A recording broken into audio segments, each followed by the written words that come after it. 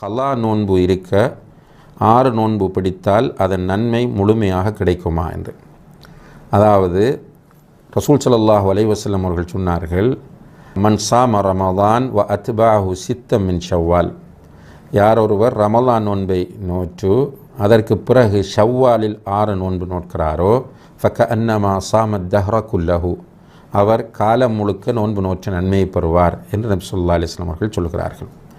எனவே இந்த நோன்பை ஒருவர் பிடிப்பதற்கு ரமலானுடைய கலா நோன்புகள் இருந்தால் அந்த நோன்புகளை முடித்து விட்டுத்தான் இதை பிடிக்க வேண்டுமா, அல்லது ஷவ்வால் நோன்பை கலா நோன்பை வைத்து விட்டு பிடிக்கலாமா என்ற இந்த கேள்வியை பொறுத்தவரையில் இதிலே இமாம்கள் மத்தியில் 2 கருத்துக்கள் இருக்கின்றன.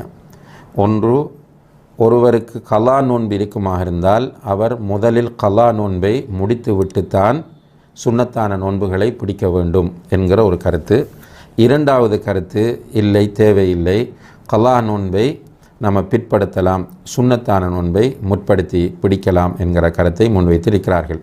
இதிலே வல்லாஹு ஆலம் ராஜிஹான மிக சரியான கருத்து என்னவென்று கேட்டால், கலா நோன்பு இருக்கும்போது ஷவ்வால் நோன்பை பிடிக்கலாம்.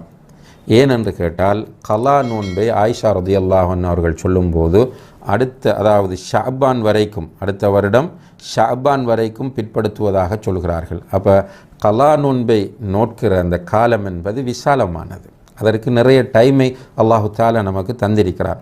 ஆனால் ஷவ்வால் நோன்பை பொறுத்தவரையில் அதை ஷவ்வாலில் தான் பிடிக்க வேண்டும். எனவே ஷவ்வாலில் பிடித்தால்தான் அந்த பாக்கியம் கிடைக்கும் என்ற அந்த நோன்பை நம்ம முற்படுத்தி கலாவை பிற்படுத்தி பிடிக்கலாம் என்பதுதான் சரியான கருத்தாகும்.